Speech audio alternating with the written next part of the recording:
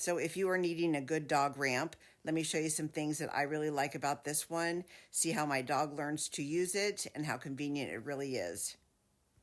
So the brand sent me this dog ramp to test out and try. I believe this one is a little over 21 inches tall. I grabbed the brown color. It's got this nice tight weave fabric on top. And this is my little multi-poo here. She is definitely getting older and my bed is higher, so we needed something so she can get on there easier. So I'm going to open this up so she can show you how easy it is. It's got this nice gray interior. There are 6 steps, and it's got that anti-grip fabric so she won't slip on it. Daisy, come. Come. Come on. Daisy, come. There you go. Good girl. Okay, come on back up. Come on. Sit.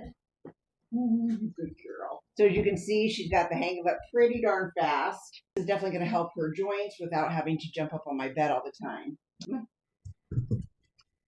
It does have 2 solid hinges on it.